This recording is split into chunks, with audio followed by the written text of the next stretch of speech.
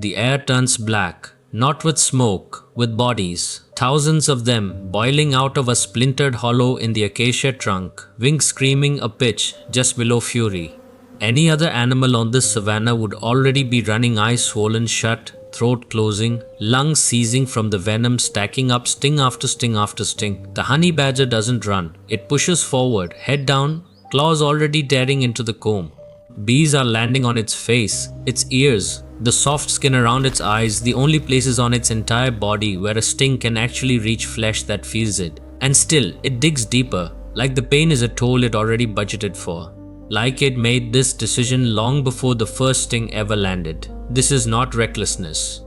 This is one of the strangest, most calculated feeding strategies in the entire animal kingdom, and by the end of the next few minutes, you're going to understand exactly why a creature barely the size of a house cat looks an entire colony of venomous insects in the eye and decides the hive is worth it. The armor nobody expected. To understand why the honey badger does this, you have to understand what it's actually risking and what it isn't. Its skin is the key. Not thick in the way people assume, like a rhino's armor plating. It's loose, dangerously loose.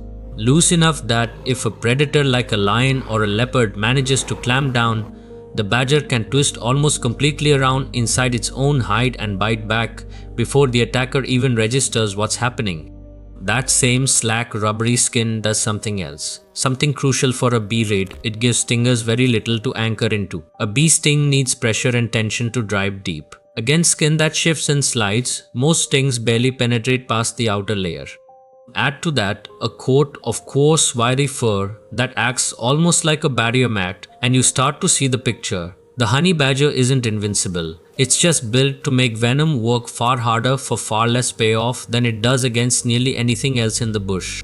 But here's the part that should stop you cold. None of that armor protects the face, the eyes, the nose, the thin skin around the mouth that's exposed. That's where the real cost of this raid gets paid, and the honey badger walks in anyway.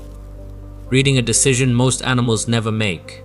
Most predators calculate risk the way you'd expect. Is the prey worth the danger of the fight?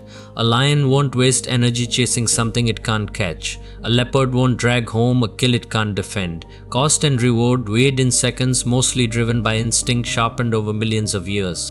The honey badger's calculation is stranger. It isn't weighing danger against a meal. It's weighing tolerable pain against a payoff most animals physically cannot reach. Because here's what almost nobody realizes about a beehive raid, the badger isn't only after the honey. In many documented raids, it's just as focused on the wax and the fat, protein-rich larvae packed inside the comb, a food source practically untouched by other savannah mammals, because almost nothing else on this landscape is willing to walk through a swarm to get it. Researchers who studied honey badger foraging describe an animal that treats this as somewhere between competition and negotiation.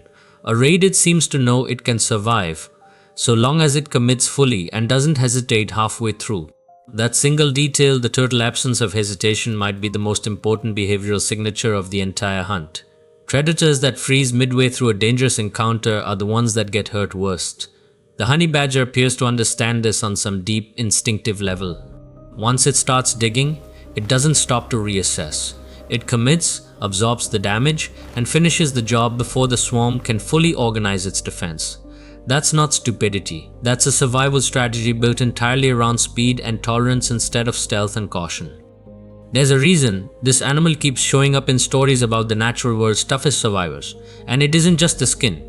Honey badgers are already famous among field researchers for extraordinary resistance to things that would drop most mammals in seconds. Snake venom is the headline example. There are documented cases of honey badgers taking hits from venomous snakes and, after a period of visible distress, simply recovering and going right back to hunting. That kind of physiological resilience doesn't come from nowhere. It suggests an animal whose whole biology is tuned toward absorbing damage that would be catastrophic to something else and continuing on regardless.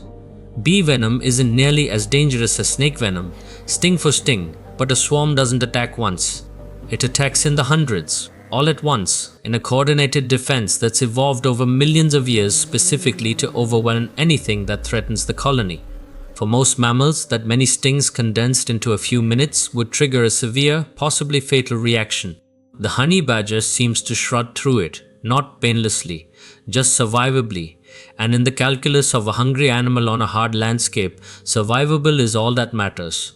Don't mistake this for an easy win. The colony is not defenseless, and it is not passive.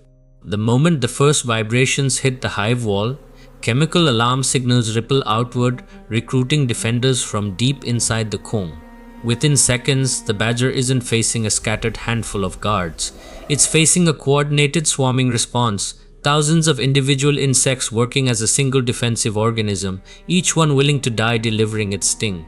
And that's the part worth sitting with for a second. Every bee that stings this badger is giving up its own life to do it. A honeybee's stinger is barbed built to stay lodged in the target, which means it tears free of the bee's own body when it pulls away, a wound the insect cannot survive. Each sting the badger absorbs is not just an attack, it's the last act of a creature that will die because of it, that reframes the entire scene. This isn't one animal versus a hive. It's one animal absorbing the sacrifice of dozens, sometimes hundreds, of individual defenders, and the colony keeps paying that price for as long as the badger keeps digging. Eventually, it ends. Not because the badger loses the fight, but because it finishes what it came for. There's a visible shift in the raid's final moments. The frantic digging slows, the badger reorients, and it starts pulling back from the hollow with comb, wax, and larvae clutched against its body. The swarm doesn't relent immediately. Bees continue harassing it for meters, sometimes longer, as it retreats through the brush, low and fast, putting distance between itself and the colony's remaining defenders. By the time it finally stops to feed properly, the frenzy has usually died down. What's left is an animal with a swollen face, sting marks scattered across the exposed skin around its eyes and muzzle, and a meal that almost nothing else on this landscape was willing or able to take. There's something uncomfortable about watching an animal choose pain this deliberately. We're used to nature stories about predators avoiding danger, about prey escaping it.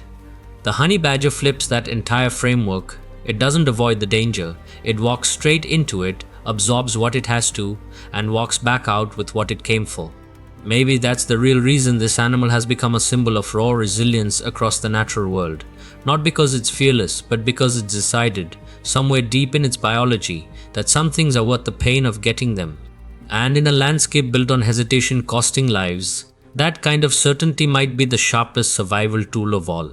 If stories like this, the raw, unfiltered edge of what nature actually demands to survive, are the kind of thing you want more of, this is exactly what WildLabX exists for.